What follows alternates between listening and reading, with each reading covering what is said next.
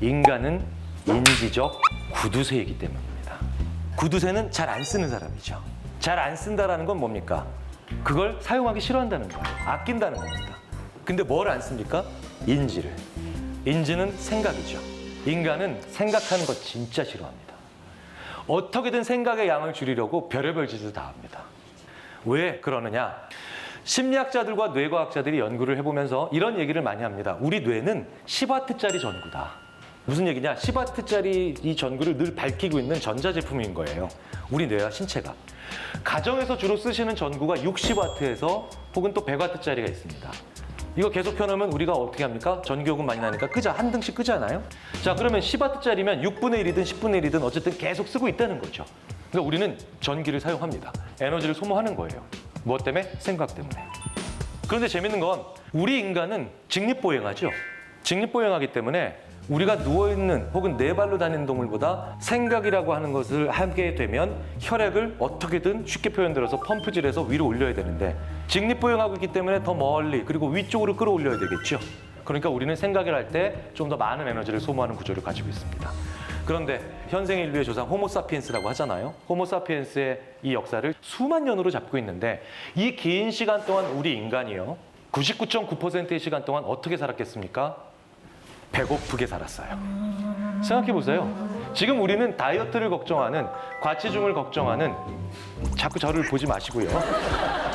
저는 과체중이 오래 살고 과체중이 장수한다는 그런 프로젝트를 지금 20년째 연구하고 있어요. 세상에 이래야죠. 살을 왜 뺍니까? 네. 요즘에 여자분들이 가장 고민 있는 게 그건 것 같아요. 다이어트. 그러니까 저도 이제 다이어트를 하고 나서 이제 계속 유지 중인데 뇌를 착각하게 만들어가지고 아, 다이어트에 도움되는 방법이 있을까라는 생각이 좀. 네. 지금 꽤 많은 분들이 웃으셨는데요. 실제로 이런 방법이 존재합니다. 네. 이런 얘기 많이 하시죠? 야, 너 요즘 고민 많구나. 얼굴이 반쪽이 됐네. 이 얘기 바꿔 얘기하면 너 뇌를 착각시켜서 다이어트에 성공했구나.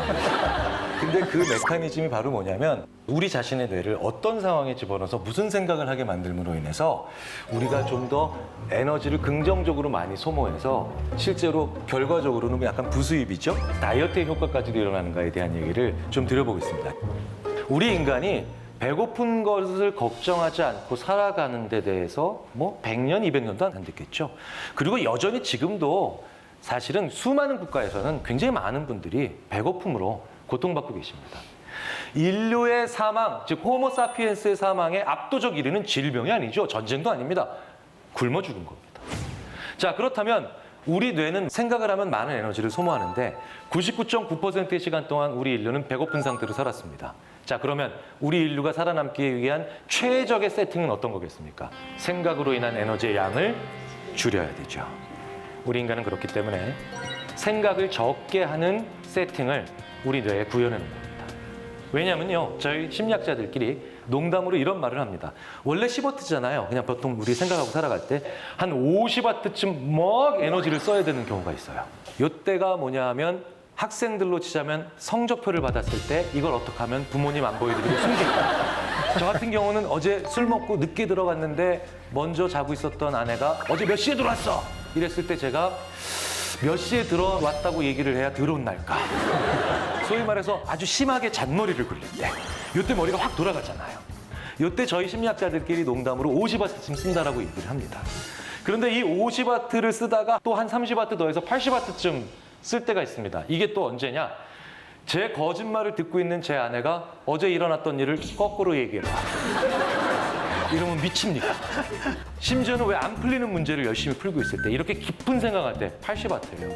그리고 이때를요, 저희 심리학자들이 같은 시간 동안 중노동한 것과 마찬가지 에너지를 쓴다라고 표현합니다.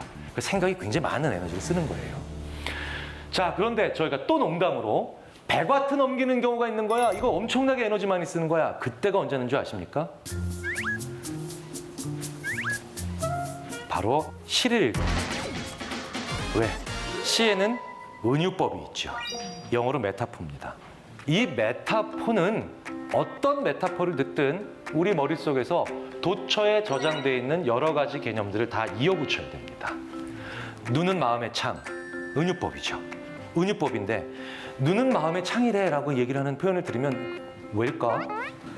왜 그런 거지? 머릿속에서 막 뭡니까? 떨어져 있는 개념들을 이어붙여야 됩니다.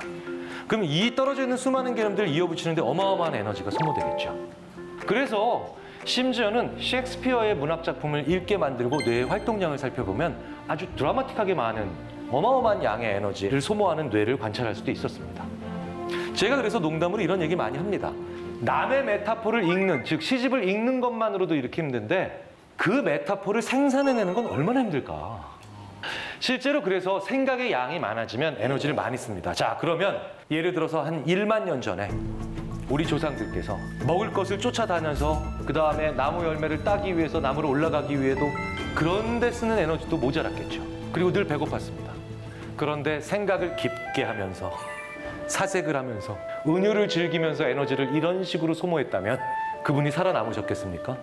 안 살아남았어요. 그래서 우리 인류는 생각을 적게 함으로 인해서 먹이 혹은 식량을 구하기 위한데 주로 그 에너지를 쓰고 생각의 양을 줄여서 그럼으로 인해서 생존하게 된 겁니다.